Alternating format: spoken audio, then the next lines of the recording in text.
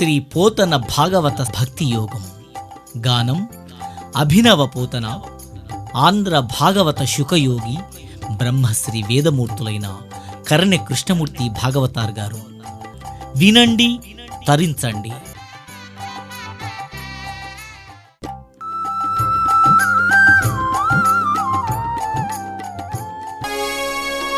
పలికెడిది భాగవతమట, పలికించు విపుడు రామభద్రుండట. నే పలికిన భవహరమగునట, పలికెద వేరుండుగాథ పలుకగనేలా. ఆ గురుకులం లోపల ఒక్కనాడు చండామర్కులు, అయ్యా ప్రహ్లాదా, మేము మాధ్యానికం చేసుకొని వస్తామురా నాయన, పిల్లవాళ్ళని చూస్తూ ఉండని చెప్పి మరి ప్రహ్లాద కుమారుడికి అప్పచెప్పి వెళ్ళారు. వెళితే ప్రహ్లాద కుమారుడు దానవులందరూ ఇచ్చాడు. అరే నాయనలారా, ఇలా రండి,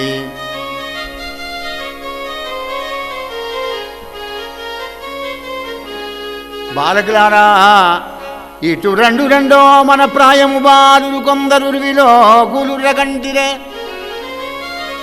గురుడు క్రూరుడు అనర్థ జయంబునందు దుశ్శీలతార్థ కల్పనము చేసడి గ్రాహ్యముగాదు. శాస్త్రముల్ తెరగరించెద వినిన నిరంతరమీకు భద్రమయ్యడు. ఇలా రండి అందరూ. గురువులు క్రూరులు అనర్థమైన విద్యలు చెప్తారు, కానీ పరమార్థమైన విద్యలు మనకు చెప్పరు కనుక ఇలా రండి, నిరంతరం మీకు శుభం కలిగే ఆనందం కలిగే విద్య చెప్తాను, ఇలా రండి అన్నాడు. చూడండి, సకల జన్మంబులందు మానవ జన్మంబు దుర్గమంబు, అందు పురుష జన్మంబు దుర్లభంబు, అదీను శతవర్ష పరిమితంబని చెప్పుదురు. అందులో 50 సంవత్సరములు నిద్రం గడుచు, ఉన్నాయి 50. బాల్య కౌమార యవనంబులం వింశతి ఆయనంబులు గడుచు, ఉన్నాయి 30.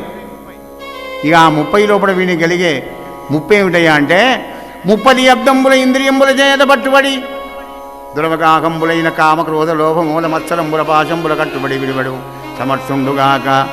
ప్రాణంబు కంటే మధురాయమానంబైన తృష్ణకులోనే బుచ్చి తస్కరవ నిక్కర్మంబుల ప్రాణహాని అయిన అంగీకరించి పదార్థంబుల అత్యంపుజు రహస్య సంభోగ చాతుర్య సౌందర్య విశేషంబులైన ధైర్యవత్తికాల విత్రంబులైన కళత్రంబులంగని మహనీయ మంజుల మధురాలాపంబులు కలిగిన వశులైన శిశువులంగని శీలవయో రూపజన్యులైన కన్యలంగని వినయ వివేక విద్యాలంకారులైన కుమారులంగని కామిత పరప్రదాతులైన భ్రాతలంగని మమత్వ ప్రేమ దైన్య జనకులైన జననీ జనకులను సకల సౌజన్య సింధువులైన బంధువులను ధనకనక వస్తువాన సుందరములైన మందిరములను సుకరంబులైన పశుపుత్య నికరంబులను వంశ పరంపరాయత్తములైన విత్తమ్ములు మర్జింపలేక సంసారంబు నిర్జింపలేక చెడిపోదు. ఈ 30 ఏళ్ల లోపల ఇగో ఇంత ముప్పును కొని తెచ్చుకుంటాడు వాడు. నా భార్య, నా పిల్లలు, నా కూతుళ్ళు, నా అల్లుళ్ళు, నా బామ్మలు, నా తాత, నా మామ, నా ముత్తాత, నా తల్లిదండ్రులు, నా ధనం, నా ఇల్లు, నేను నాది అనుకొని సాలెపురు కదా దాని దారం అదే తీసుకొని దాని సాలెగుట్టు అది ఎలా అయితే పెడుతుందో, చిత్తాన్ని గెలవలేక సంసారము నిర్జింపలేక దీన శుభంబు లేదు, కీర్తియం లేదు, జగతి పుట్టి పుట్టి చచ్చి చచ్చి పొరలనేల మనకు పుట్టని చావడి త్రోవయేలా. నాయనలారా, ఏమున్నా చెప్పండి ఈ లోకంలో? అంత దుఃఖమే కదా. హే మాయాజాల లోకం, మాయాజాల లోకం బహు చిత్రంగుంది చూడే మనస మాయాజాల లోకం.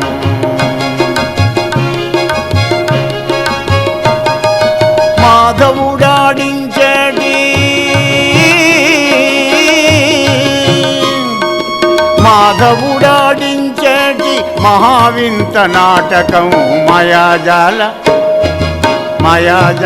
వేగం బహు చిత్రంగుంది చూడే మనస మాయాజాల లోకం.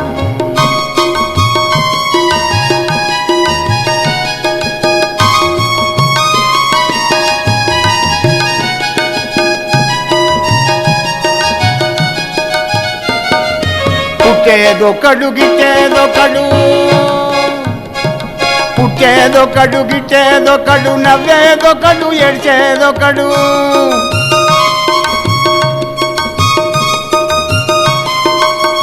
పుట్టింది ఎందుకో మరి, పుట్టింది ఎందుకో మరి, ఎరుకలేని వెర్రి లోకం మాయాజాల మాయాజాల లోకం. బహు చిత్రంగుంది చూడే మనస మాయాజాల లోకం.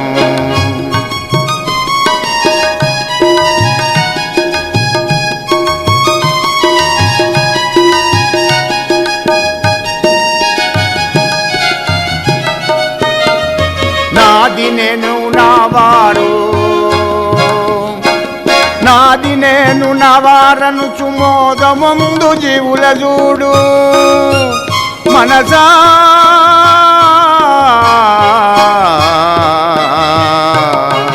నాది నేను నవారను చు మోదముందు జీవుల చూడు. నీదేదో నీవారెవరో, నీదేదో నీవారెవరో నిజముగా తెలియంగలేని మాయాజాల మాయాజాల లోకం. బహు చిత్రంగుంది చూడే మనస మాయాజాల లోకం.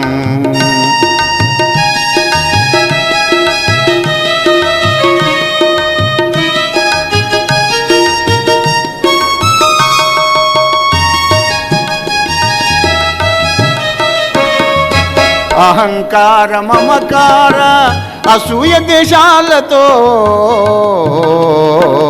అహంకార మమకార అసూయ దేశాలతో అజ్ఞానపు మేడలెక్కి, అజ్ఞానపు మేడలెక్కి అమాంతముగ కింద పడే, అజ్ఞానపు మేడలెక్కి అమాంతముగ కింద పడే మాయాజాల మాయాజాల లోకం. బహు చిత్రంగుంది చూడే మనస మాయాజాల లోకం.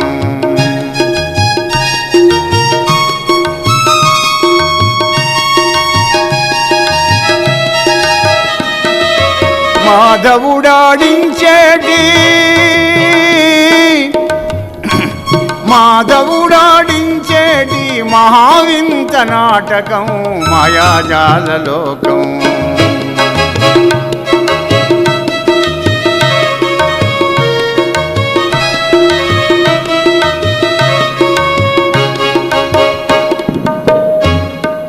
కావున విషయంబులు చిక్కువన్న రక్కసలకు మోక్షంబు దుర్గమంబు కనుక సర్వేశ్వరుడైన పరమాత్ముణ్ణి సద్గురువు ద్వారా సత్సంగం లోపల సద్బుద్ధితోని ఎల్లప్పుడూ ఆ పరమాత్ముని ధ్యానం చేయించండి. నాకున్న జ్ఞానమంతా మీకు చెప్పాను నాయనలారా అనగానే అప్పుడు ఆ దానవులందరూ బాలకులందరూ కూడా వాళ్ళది ఒక్కొక్కడు 4 గింటకి దొడ్డు.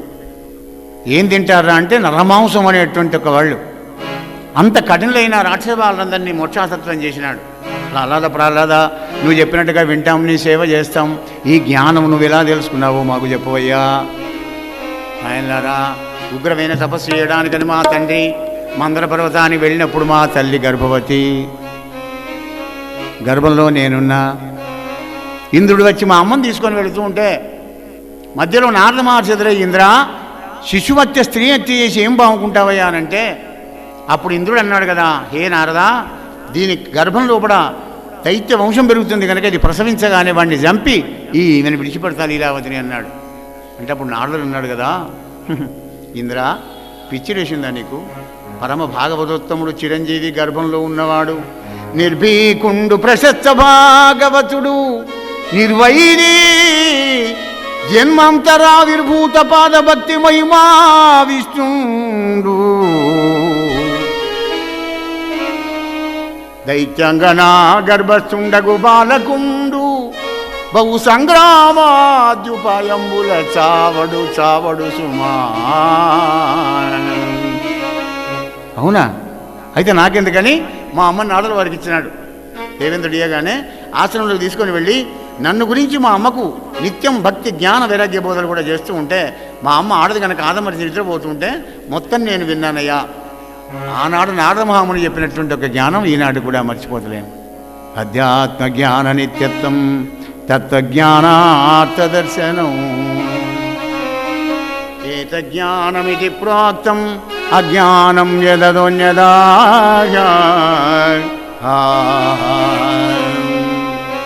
అన్నారా, దేనికి చిక్కడా పరమాత్ముడు ఒక భక్తి తప్ప.